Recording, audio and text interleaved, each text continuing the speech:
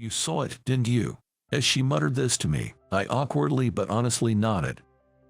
After all, there's nothing to be done about what I'd accidentally seen, the image of her that was spinning in my mind, refusing to leave. Yeah, what I had unintentionally seen while I was heavily drunk was. My name is Steve Patterson. I'm just a typical office worker. I was leading a moderately enjoyable life until today when things became a little out of the ordinary. I'm on a company trip. We're staying at this old but charming inn, complete with a hot spring and clean rooms. It's pretty awesome. Our company isn't that big, only about 20 people, but this year we'd performed particularly well, so they decided to give us nice accommodations. 2 male staff share a room and female staff got a single room. There aren't many female staff, and it's probably a special treat for our top performer, Catherine. Catherine is a stunning top saleswoman. Despite being my coworker, she is nothing like me. She is excellent and kind, like a goddess. As you might imagine, she was surrounded by the boss and department manager during the banquet at our trip. The boss and manager were clearly smitten with the hostess. Amidst all this, my gaze was directed at Catherine. Catherine, we have high hopes for you this year. You're our company's ace. Thank you. While watching her smile from afar, I sipped my drink. Even if it's pathetic, the thought of an average Joe like me drinking with Catherine felt audacious. As I was drinking like this, I ended up drinking more than I thought. The bosses were having a great time with the hostesses, and their boorish laughter echoed throughout the banquet hall. The female staff had returned to their rooms early because it was getting late, so it seemed like the bosses were having their fun time. Feeling dizzy from drinking too much, I made my exit in a hurry. My room was, although this was a traditional inn, unusually like a hotel. It had names and numbers on each room. Apparently, they used to have just names, but they started adding numbers to make it easier as they had more guests. Thanks to such efforts, this bed and breakfast has a long history as an established business. I looked at my room number. 30. There it is. The inn didn't have an auto lock, so I didn't need to bother unlocking the door. Also, as I had a habit of carrying all my valuables with me, I didn't lock my door since I didn't leave anything valuable in the room. I opened the door with a creak, took off my shoes, and opened the sliding door.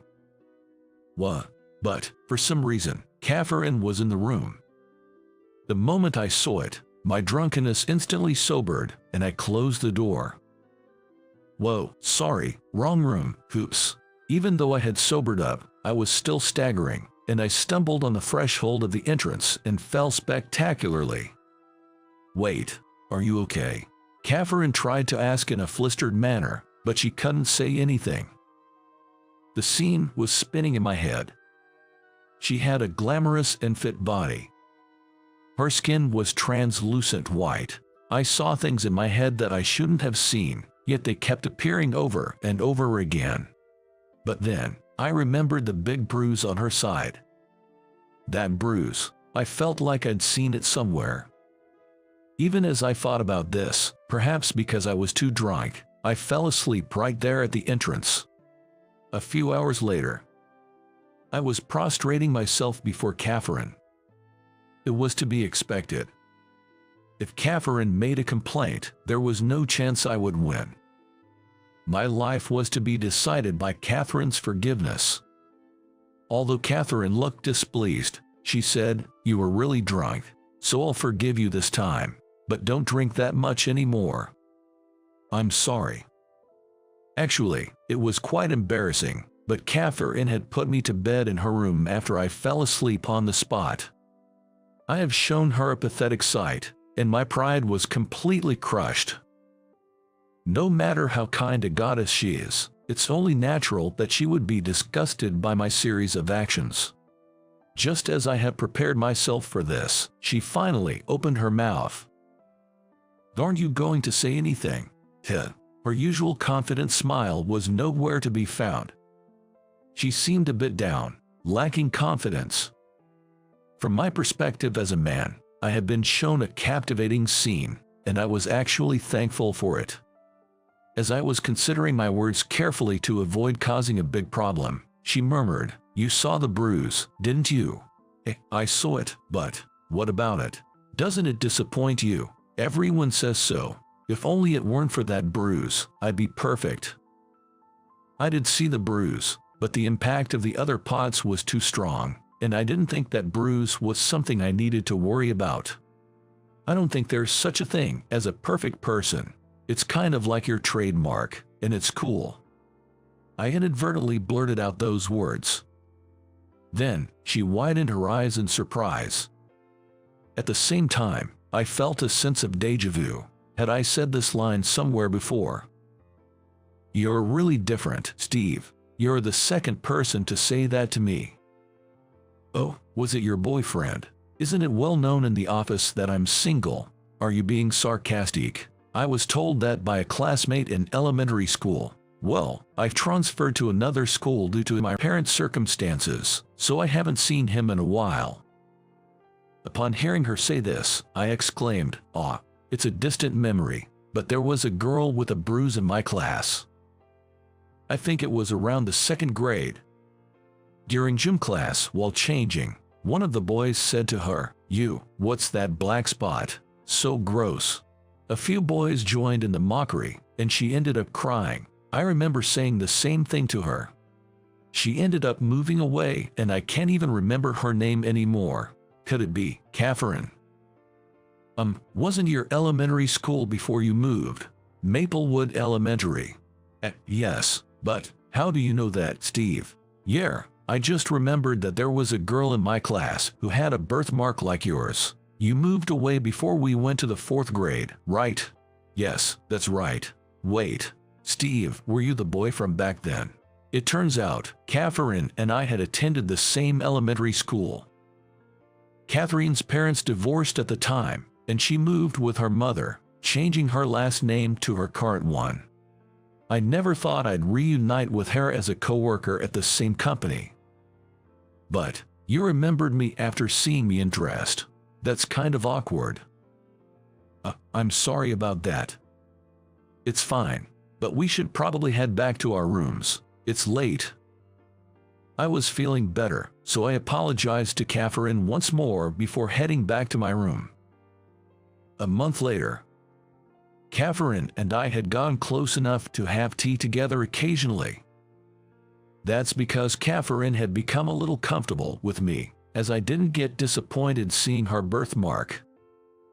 We'd have tea, and sometimes even a drink or two. When we did, it was almost always time for Catherine's ranting session. "Why does nobody value you? Because I'm just not that good." "What are you talking about? You quietly handle administrative tasks and help others without anyone noticing. You need to assert yourself more." Catherine's complaints were mostly about my job evaluation. "I'm simply doing what I think will make everyone's job easier, nothing more." Catherine insists that it's incredible, but I think it's an overstatement.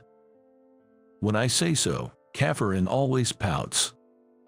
Seeing her like that was kind of cute, and I thought our relationship would continue like this forever. But then an incident occurred that marked the end of this relationship. Catherine said she was going to meet a client, and then all contact with her was cut off. Our company deals with dyeing, and Catherine was supposed to be visiting a factory in the countryside today, but she hasn't returned to the office for hours. No one can get in touch with Catherine, and the factory says she came for a visit and then left. Even when the work hours ended, Catherine hadn't come back, and her mother, who is her emergency contact, also didn't know where she was. I was supposed to be done for the day, but it was hard to believe that the Catherine would go somewhere without reporting to the office. I decided to go looking for Catherine after work. The road leading to the factory is rarely used by vehicles. It was dark at night, and there was little I could do on my own other than look down at the mountain from the road. but maybe there was some kind of clue. As I was driving, I found Catherine's car stopped on the side of the road. But Catherine was nowhere to be found. The driver's seat door was open and the keys were still in the ignition. "Catherine, where are you?" It was when I shouted. "Steve, is that you?" A frail voice could be heard from the other side of the guardrail, meaning it was from the woods.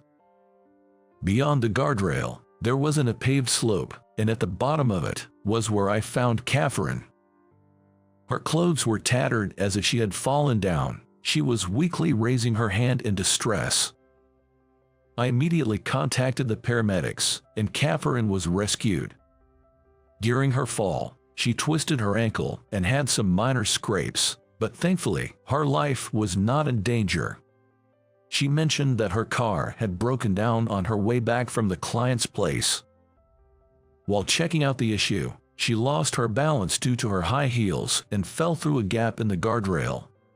Catherine wondered, "Why were you there, Steve?" "I'm glad you were, but it's strange." So, I told her, "I thought something might have happened. I was looking for you because I knew you weren't the type to skip work without telling anyone." Hearing this, she blushed and smiled. "How about going to the aquarium next time, as a thank you?" This was clearly an invitation for a date. It was different from the usual casual suggestion for drinks. This had me puzzled, but I declined her offer. "Let's go when you're fully recovered.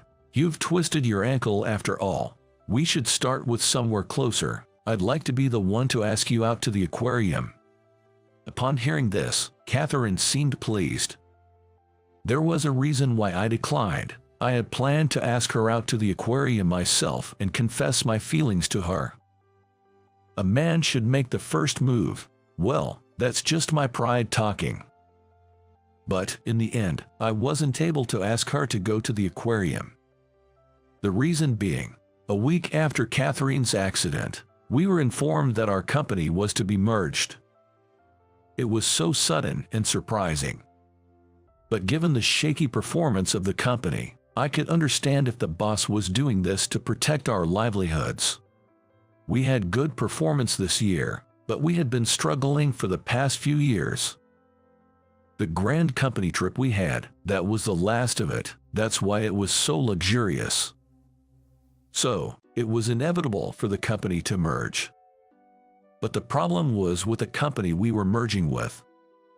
It was a major fashion company, and we were to be assigned to its newly established dyeing department. And the boss of that company was Catherine's mother. After her divorce, she had started a small company and had built it up to its current size. When I went missing, the boss contacted my mom, right? When he called her again saying I was found, she started looking into the company. Catherine's mother had always let her live her life the way she wanted, never interfering in her work, but she had gotten worried that the company environment might not be good, given her daughter's predicament. Upon investigating, she fell in love with our dyeing work. The boss talks swiftly concluded given the dismal business performance of our company. The paperwork is still in process, but it seems to be ongoing. A company transfer. I was thinking about this nonchalantly when suddenly the boss tapped me on the shoulder. "Steve, can I talk to you for a moment?" The boss was looking at me seriously.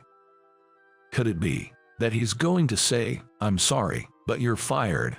The pressure from the boss was intense. Yes. The truth is, you're the only one being transferred to a different department." "What? Am I not in the dyeing department?" I was surprised as I received an explanation from the boss. Apparently, based on the recommendation from a woman named Catherine, I was the only one assigned to the main office. I was shocked by this, but Catherine too was going to be assigned to the office. When I told my mom about your hard work, she said she wanted you in the office. She's a tough person even with her own family, so it wasn't just because I recommended you. It's based on your achievements," Catherine said. I was perplexed by what Catherine said, but I wanted to make the most of this opportunity that I had been given. Besides, I didn't want to disgrace Catherine, who had recommended me. I'll do my best. And thus, I progressed in my new company, which was about 20 years ago now. I'm in my 50s now. But thanks to my hard work back then, I'm now an assistant to the CEO. The company has grown significantly under a new CEO, but the new boss keeps me busy. At work and even at home. Steve, where's the wine? Come on, Catherine, you're drinking too much. I scold my wife, Catherine, who has finished a whole bottle of wine at home. Since joining the office, we work together more, and although I originally intended to confess my feelings at the aquarium, Catherine confessed to me first. And so, we started dating, and then got married. We've been blessed with children, and we're leading a successful life together. Catherine took over the company, and I'm supporting her, but no matter how many years pass, Catherine keeps leading me. I find it absolutely endearing. Why not? It's our home, so it's okay to get drunk. You'll catch a cold if you sleep on the floor again. I don't need to hear that from you. I was at a loss for words. We've been together for 20 years, but she never fails to make fun of me. But I'm not upset. After all, if it weren't for that incident, I wouldn't have been able to spend time with her like this. All right, if you get too drunk, I'm sleeping on the couch. I don't want to sleep alone, so I'll stop drinking. Catherine says, smiling. I want to stay together until our smiles become all wrinkled. Thinking so, we enjoy our evening drinks in moderation, as always.